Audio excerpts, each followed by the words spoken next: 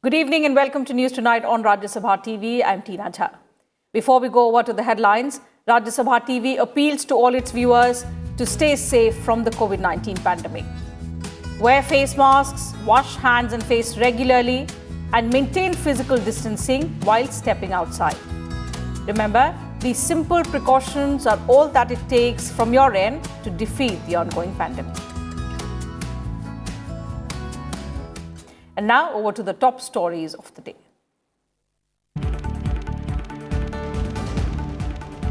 Dry run of COVID vaccination in 736 districts. Health Minister Dr. Harshvardhan takes stock of the exercise in Chennai, asserts that like polio, India will eradicate COVID.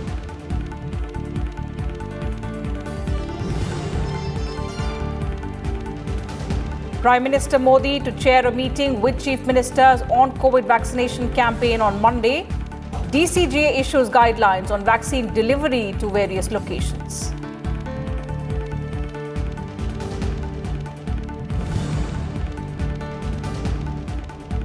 Drop repeal demand, discuss other options on agricultural reform laws. Agriculture Minister Tomar appeals to the farmers.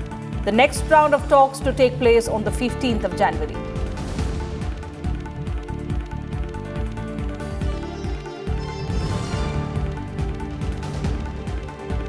Prime Minister Modi to inaugurate 16th Pravasi Bharatiya Divas tomorrow. Suriname President to be the chief guest at the conference themed Role of Overseas Indians in Self-Reliant India.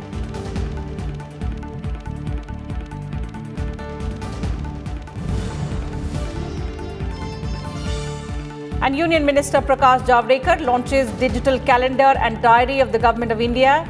App available in 11 languages will inform people about launch and timelines of government programs.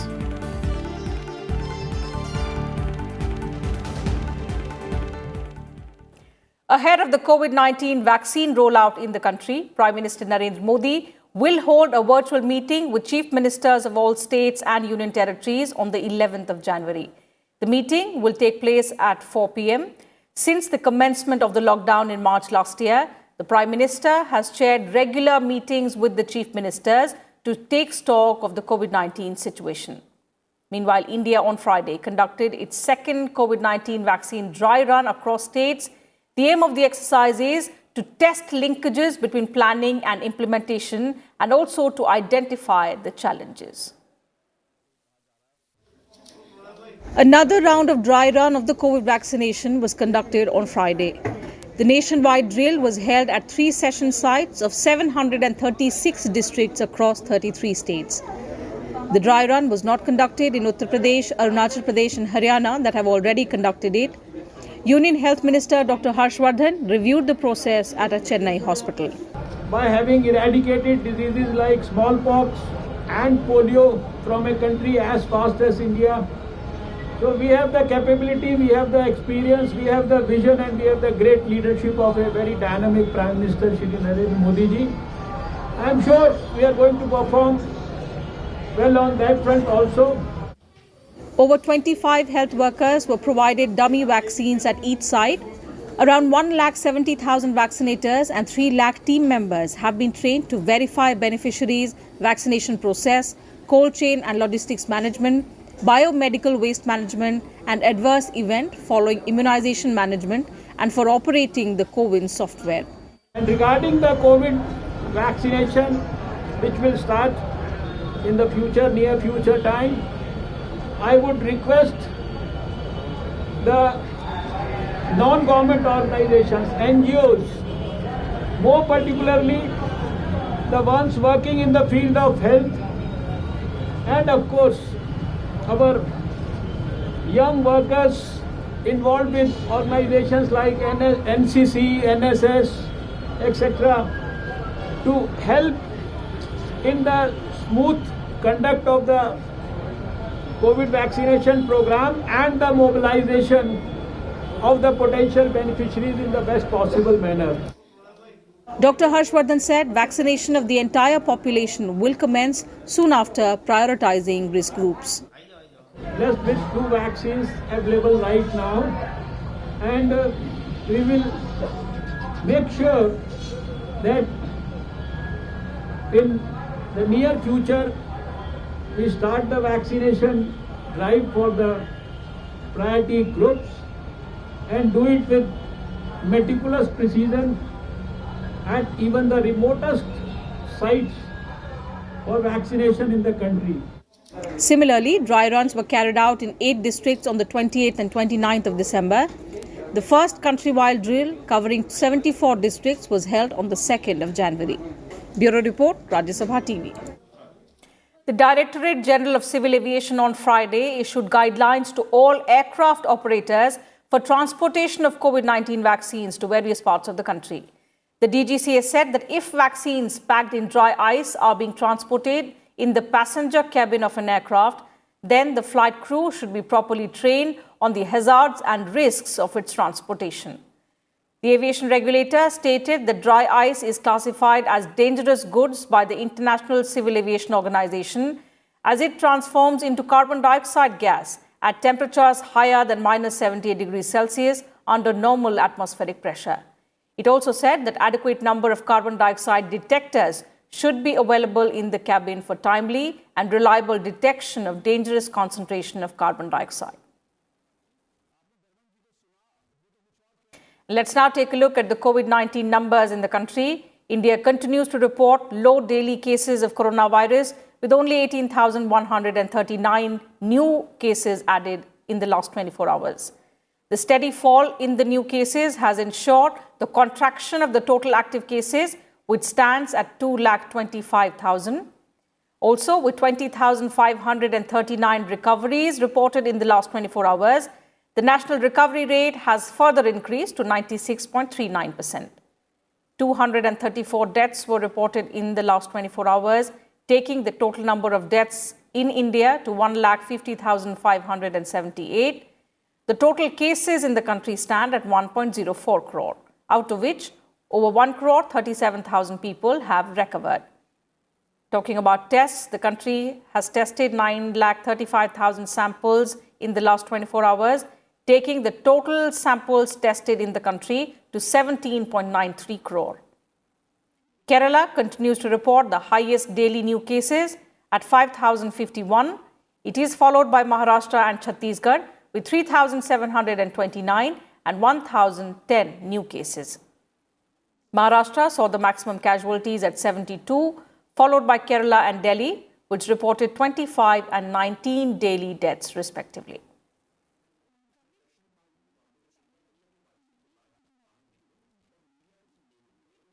Passenger flight services from UK to India resumed on Friday in a limited manner after remaining suspended for over 16 days. The first flight carrying 256 passengers from London landed at the Delhi airport on Friday morning. The incoming flights will land only in Delhi, Mumbai, Bengaluru, Chennai and Hyderabad. Civil Aviation Minister Hardeep Singh Puri had announced earlier this month that only 30 flights per week will operate between India and the UK between the 8th of January till the 23rd. Indian and UK carriers will each be operating 15 flights per week during this period. According to the guidelines, all passengers from the UK will have to undergo mandatory self-paid RT-PCR tests on arrival. In addition, the Delhi government has also announced that all passengers coming in from the UK will have to undergo 1 week institutional quarantine. Those who test positive will be isolated at isolation facilities. Remember, India had suspended all passenger flights between the UK and India from the 23rd of December to the 7th of January as a new variant of coronavirus emerged in Britain.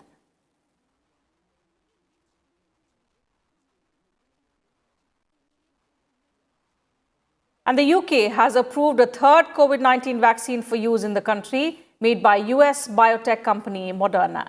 However, supplies of the new vaccine are not expected to be available until the spring in a few weeks' time, as the UK has pre-ordered 7 million doses.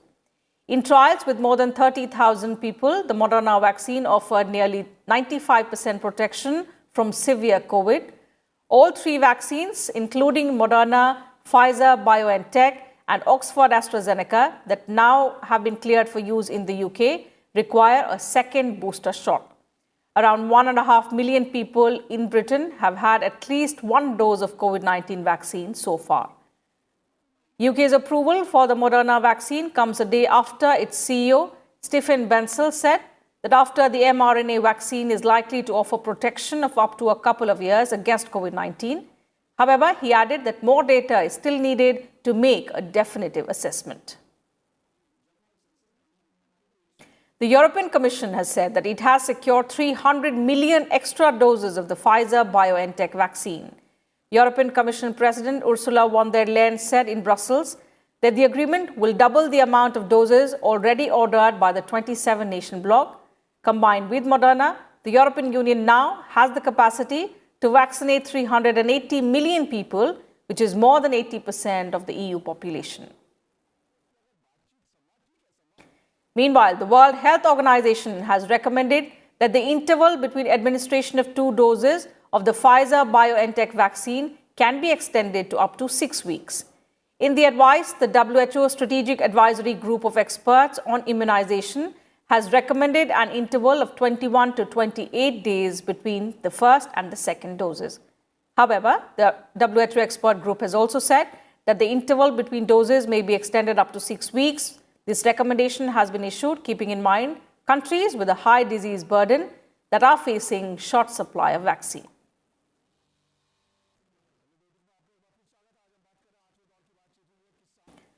Moving on, the next round of talks between the centre and the farmers' leaders will take place on the 15th of January. Briefing media persons after the 8th round of talks with the representatives of farmers' unions, Agriculture Minister Narendra Singh Tomar said discussion on the farm laws was taken up, but no decision could be made. The minister added that he is hopeful that farmers' leaders will come up with alternatives to discuss in the next round of talks.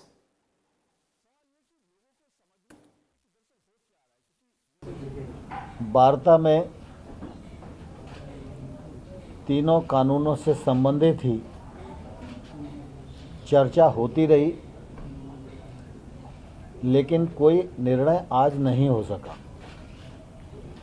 सरकार का लगातार यह आग्रह रहा कि repeal के अतिरिक्त कोई और विकल्प अगर यूनियन दे तो सरकार उस पर विचार करेगी, लेकिन बहुत देर तक चर्चा के बाद भी कोई विकल्प आज प्रस्तुत नहीं किए जा सके और इसलिए आज चर्चा का दौर यहीं स्थगित हुआ और यूनियन और सरकार दोनों ने मिलकर ये तय किया है कि 15 जनवरी को पुनः दोपहर 12 बजे वार्ता के लिए इकट्ठा होंगे।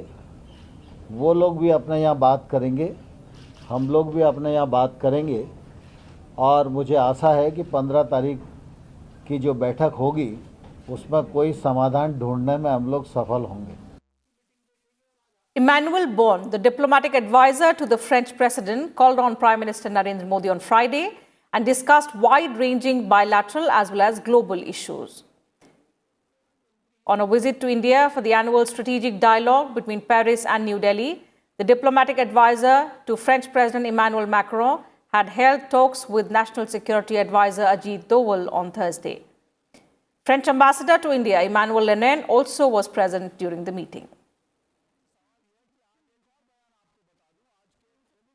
Lok Sabha Speaker Om Birla has asserted that Gram Panchayats are the main force of Indian democracy.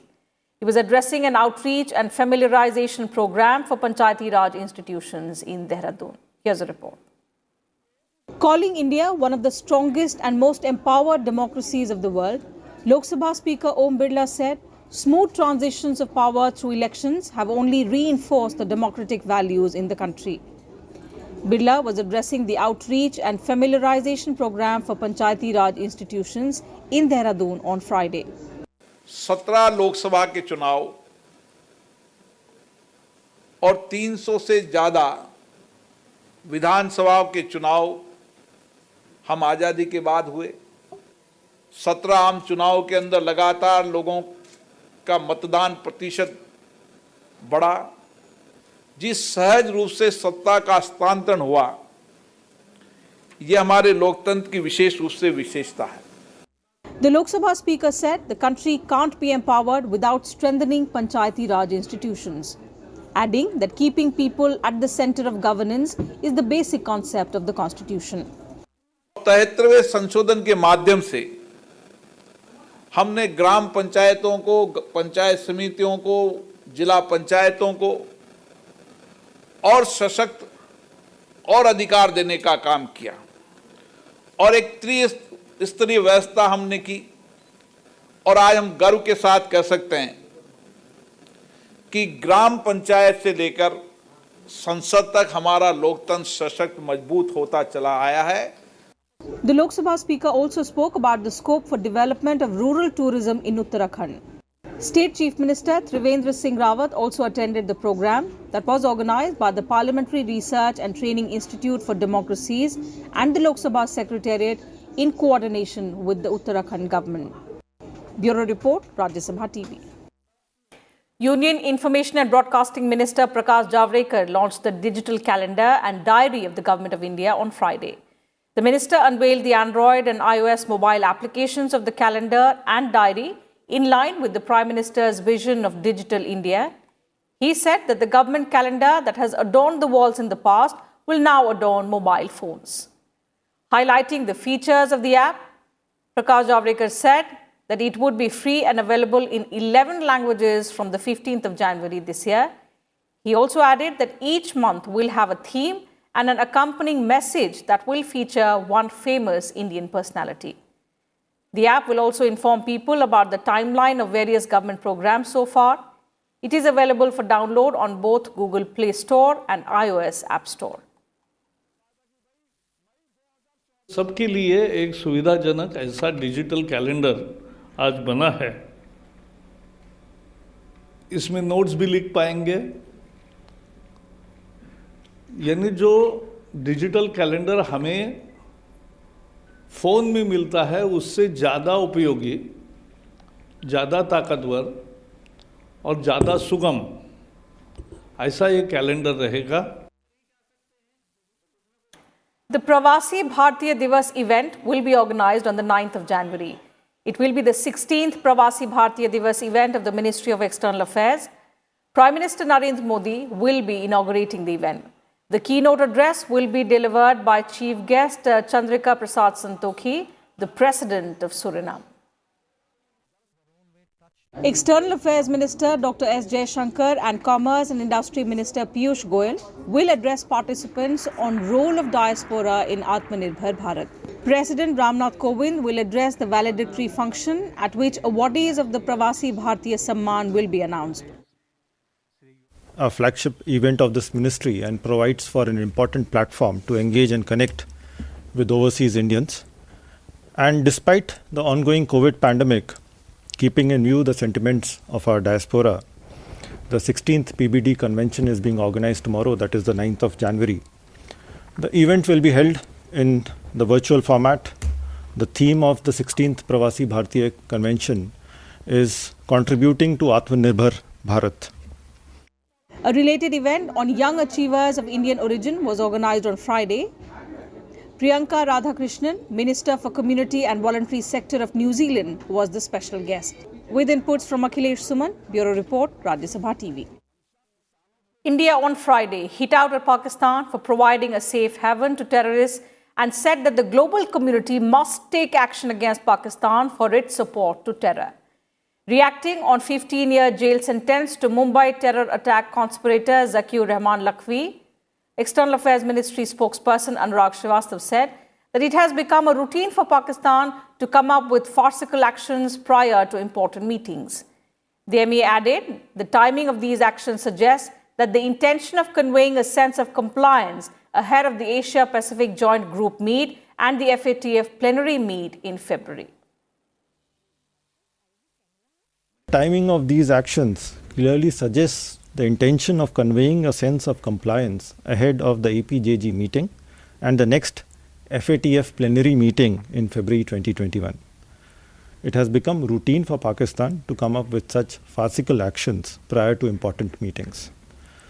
UN proscribed entities and designated terrorists act as proxies for Pakistani establishment to fulfill its anti-India agenda.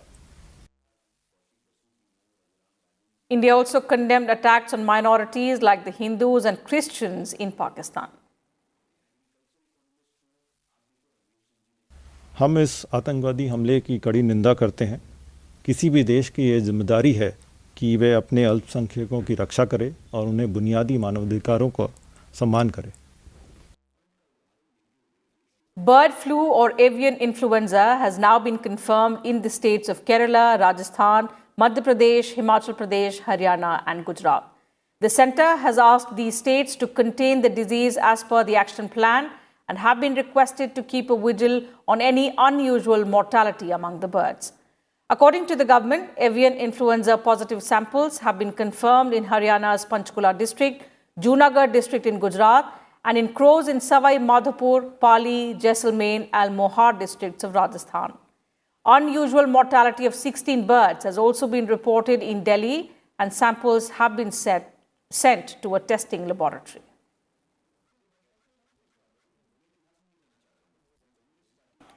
Netaji Subhash Chandra Bose's niece and eminent academician Chitra Ghosh passed away on Friday at the age of 90 following a cardiac arrest. In a condolence message, President Ramnath Kovind said that Professor Chitra Ghosh dedicated her life to academics and contributed in the fields of social work and human rights, especially women empowerment. Prime Minister Narendra Modi also expressed grief over the demise of Professor Chitra Ghosh. In a Twitter message, the Prime Minister said, Professor Ghosh made pioneering contributions to academics and community service. Recalling an interaction with Dr. Chitra Ghosh, Prime Minister Modi said he discussed many subjects with her, including declassification of the files relating to Netaji Bose.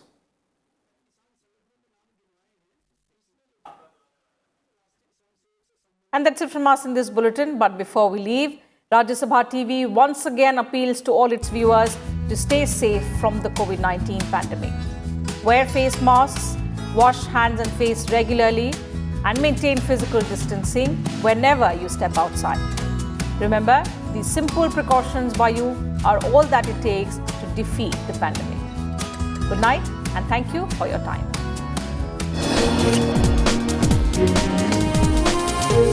Thank you.